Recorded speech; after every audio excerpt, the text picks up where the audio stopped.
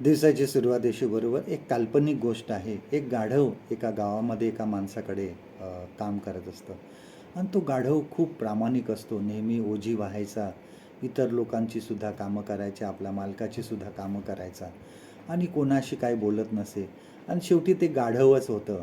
दिसायला काय एवढं काही सुंदर नव्हतं किंवा गाढव गोजीरवाणं सुद्धा नव्हतं आणि त्यामुळे इतर जे प्राणी असायचे हे त्याला नेहमी हसायचे आणि त्याची टिंगल करायचे आणि त्याला चिडवायचे, त्याच्यावर हसायचे आणि ज्या रस्त्यावरून तो जात असे त्या रस्त्याच्या झाडाला बाजूला एक झाड मोठं होतं.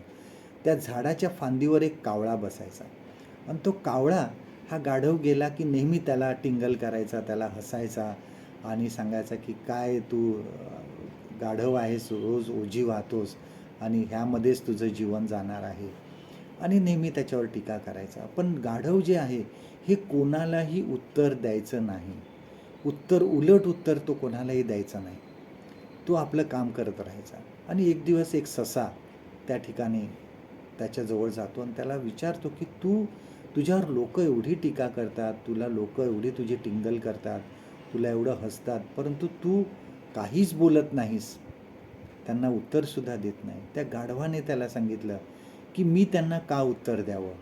जर मला त्यांना उलट उत्तर द्यायचं तर मला थांबावं लागेल, माझं म्हणजे काम थांबेल, माझा त्यासाठी वेळ जाईल, मला डोक्याला उगाच मनस्ताप होईल मी त्यांच्याबरोबर वाद घातला तर. त्याच्यापेक्षा मी कोणाबरोबरही वाद घालत नाही, मी माझं काम करत राहतो.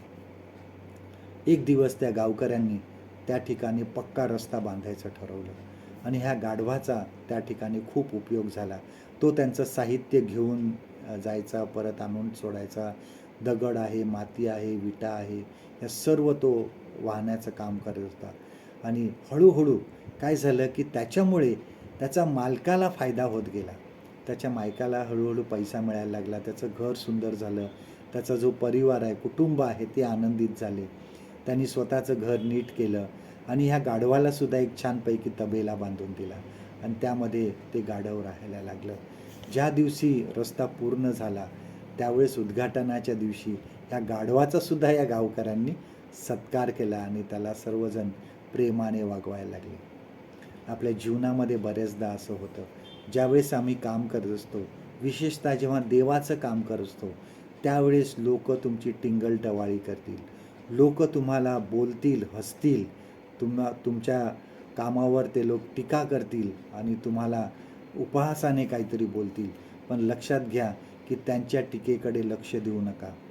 असे झाडाच्या फांदीवर बसणारे कावळे पुष्कळ असतील, पण प्रत्येक कावळ्याला तुम्ही उत्तर द्यायला लागलात तर तुम्हाला तुमचं काम बाजूला ठेवावं लागेल.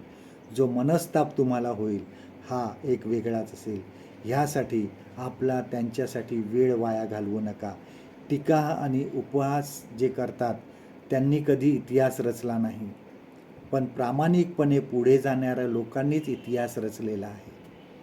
नेहम्याचं जर उदाहरण आपण घेतलं, ज्यावेळेस त्यांनी यरूशलेमाचे कोट बांधायला घेतले तर लोकांनी अशीही टीका केली की ह्या भिंतींवर जर कोल्हे चढले तरी ह्या भिंती कोसळतील, परंतु नेहम्याने त्यांच्याकडे लक्ष दिलं नाही आणि तो आपलं काम करतच राहिला.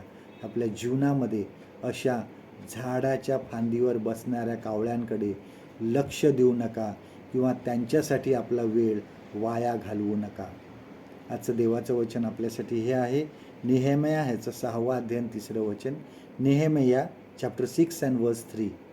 हे पाहून मी जासूद पाठवून त्यास कळवले की मी मोठ्या कामात गुंतलो आहे, मला येण्यास सवड नाही. मी काम सोडून तुम्हाकडे का यावे, काम बंद का पाडावे. परमेश्वर करो आजचा दिवस तुमचा आशीर्वादित करो.